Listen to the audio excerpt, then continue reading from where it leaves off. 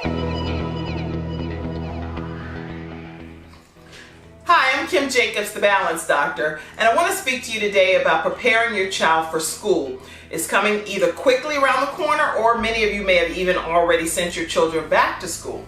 But what that usually means for parents is a whole lot of stress, especially when you know that you have to deal with school shopping, school supply shopping, school clothes shopping, all kinds of things that start to kind of pile up at the last minute when it's time to prepare to go back to school. So one thing I wanted to encourage you today to do is make sure you get back in your school routine as far as making sure that your children have that set time each night that they're going to go back to bed.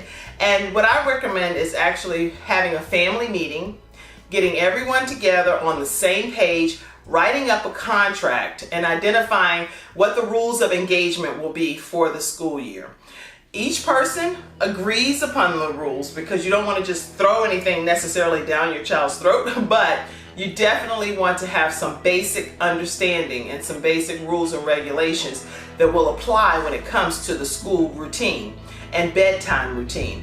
Have everyone review those agreements and sign the contract saying that this is what we will do this school year. Now, if for some reason someone randomly just forgets what the rules of engagement are, you can pull your contract back out and officially remind them that on this date you signed this contract and here's what it stated, and I want to hold you accountable for what we've agreed upon. If the person doesn't do what they've been instructed to do, make sure that you implement the consequence that you also put in that contract. But you really have to be a parent that's true to your word. If you say that electronics are going to be taken, if they don't honor the actual routine, then make sure you take the electronics. Don't say you're going to do it, and then when it's time to implement or execute on the consequence, then you're not willing to do that. So that's my solution to you as you try to get back into the routine of having your children go to bed at the proper time as they prepare for school. It's something that you all agree upon, so it's not a awe and shock effect or anything like that, because you've agreed upon it. Number two, I want to make sure if you are having any stress pertaining to meeting your child's teacher and not sure whether the child's teacher is going to have the best interest of the child or not, or if you're going to have a good relationship with this particular teacher, then make sure you take the time to go to your school's open house. Look your teacher in the eye, make sure you understand what that teacher's philosophies are, because you can tell pretty much right away if this is going to be a smooth situation or if it's going to be problematic. And obviously, as parents, we care about who has our children the majority of the day, because if we're not able to be around our own children, then we want to know with 100% certainty that the person that is pouring into our child officially has their best interest at heart. If you have any reservation regarding that, then you definitely want to speak with your school personnel right away. Now, I've had only great experiences with my children's teachers, and it's because we have good, open, honest communication with each other. I will email a teacher, I don't care. One teacher, one time I emailed her 133 times. I don't care how many times I have to email, because if it's pertaining to the child that God gave me, then it's my responsibility to make sure that I'm my child's advocate. But not only am I my child's advocate, I'm also trying to make sure that I represent the teacher with my child. So I need to make sure at all times I have a clear understanding of what's happening from my teacher's perspective and from my child's perspective, so we're all on the same page. So make sure you go to the open house, make sure you have that one-on-one time to meet your child's teacher as quickly as possible.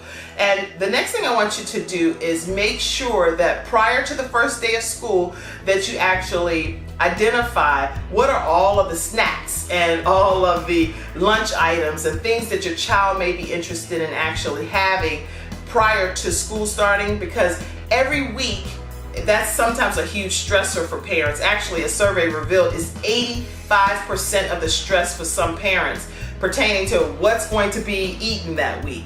So what I recommend in a situation like that is to create a menu with your child throughout the week and say, okay, what would you like to have each day? I know one of my children, very picky eater and also allergic to a lot of items, so we have to identify what the menu will be for the week. So if you're going to have tuna sandwich, or if you're going to have a deli sandwich, or if you're going to have a Lunchable, whatever it is that you're going to actually have every single day, map it out, create that menu, and make sure that you have those items on hand from the grocery store, and as well the snacks and the drinks. And if you know that you're going to need to freeze some items the night before, everything that's required should be done and prepped the night before and then put in the refrigerator. So then that way your child can just grab the lunchbox. If it's a container of water, the water is already poured and in the refrigerator. Simply grab the bottle, and maybe if you're going to put some ice cubes in it the next morning.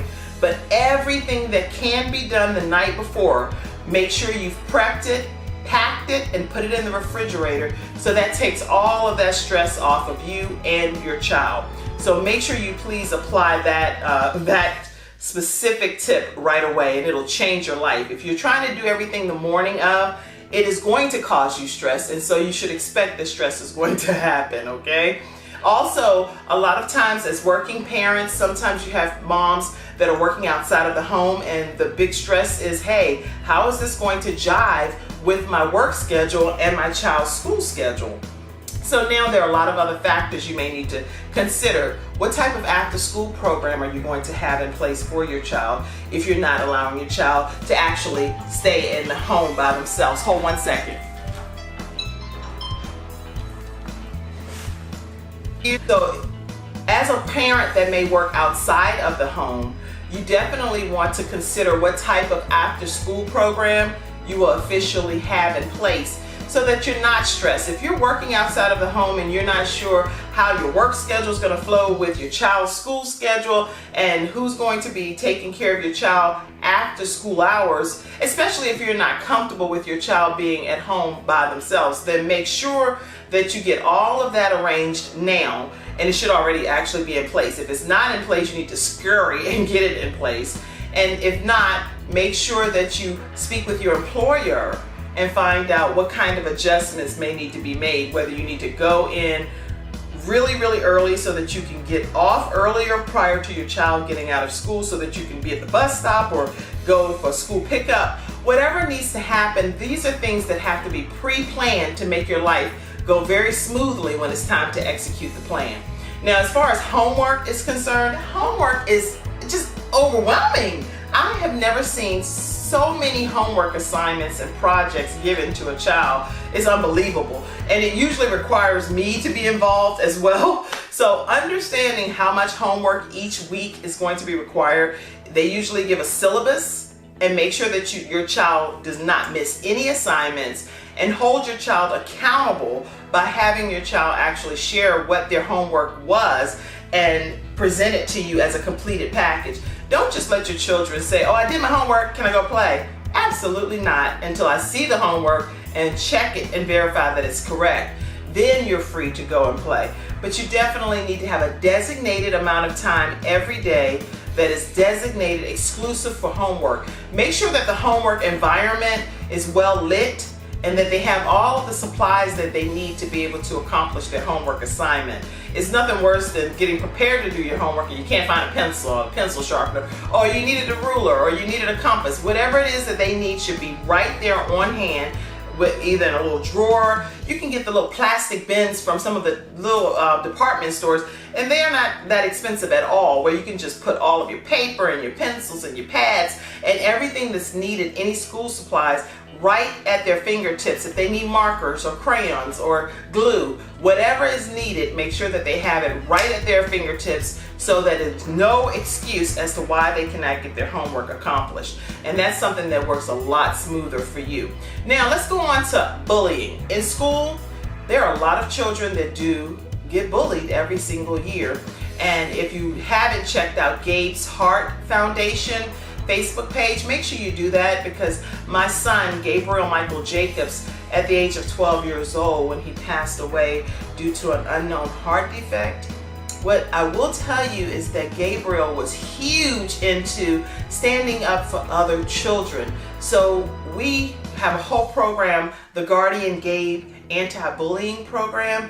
And so if you would like to learn more, because Gabriel at 12 years old, he was 5'10" and wore a size 13 grown man shoe. But one thing that he really did was use his size to actually help those that were being bullied. So if a child was being bullied, he would actually talk to the person that was doing the bullying and find out why would you treat this child like this, and let's try to merge the relationship. So if you are not sure of even what signs to look for when it comes to bullying or your child being bullied, then you can definitely visit Gabe's Heart Foundation on his Facebook page, and we have every day we're pretty much putting new content out about anti-bullying and what to look for and who are the bullies. And bullying comes from all different forms. Sometimes it's children, sometimes it's adults, and adults bully other adults. So there's all types of forms of bullying that are covered on Gabe's Heart Foundation's Facebook page, so check that out at some point. I really hope that today I've shared some tips with you to help eliminate some of the stress that you may be experiencing as a parent as you're preparing for back to school. I want this to be an easy school transition for you, a very smooth transition into the new school year. And I am available to help. I do balance makeovers for families all the time, so I come to you, or we Skype, or we do whatever it takes, FaceTime, whatever it takes for us to be able to have an assessment.